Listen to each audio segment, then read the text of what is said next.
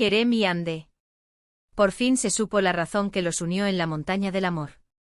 O sea, chicos, esto explota. Llevábamos tiempo con el run run, las fotos sospechosas, que si estaban juntos, que si no, que si era una estrategia de marketing para la nueva serie. Pero parece que ya salió la verdad a la luz y, ojo, que no es lo que muchos esperábamos. A ver, que todos vimos esas imágenes de ellos dos en esa cabañita tan romántica, con ese paisaje espectacular de fondo. Parecía sacado de una película, ¿verdad? Y claro, las redes sociales se incendiaron. Que si se reconciliaron, que si vuelven a ser pareja, que si esto es un montaje. Yo, para ser honesta, estaba un poco escéptica. Con esto de las redes y los influencers, ya no sabes qué creer. Pensaba que era una campaña para promocionar algo, ya sabéis, para que la gente hablara. Pero, sorpresa. Al parecer, el motivo de esa escapada no fue tan superficial.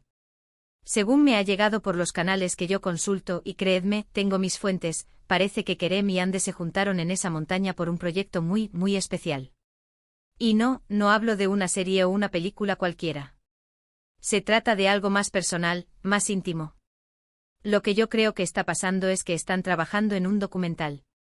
Sí, un documental sobre sus vidas.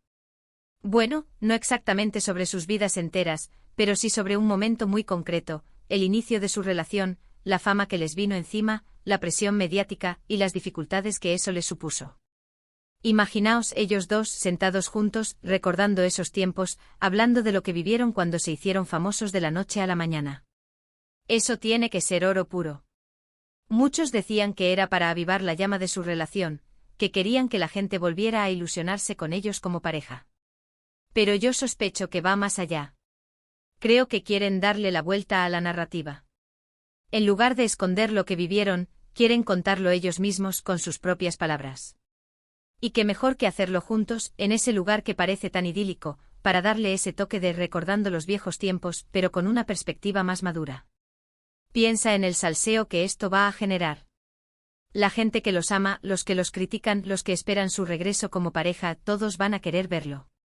Y ellos, al controlar la historia, pueden darle el giro que quieran.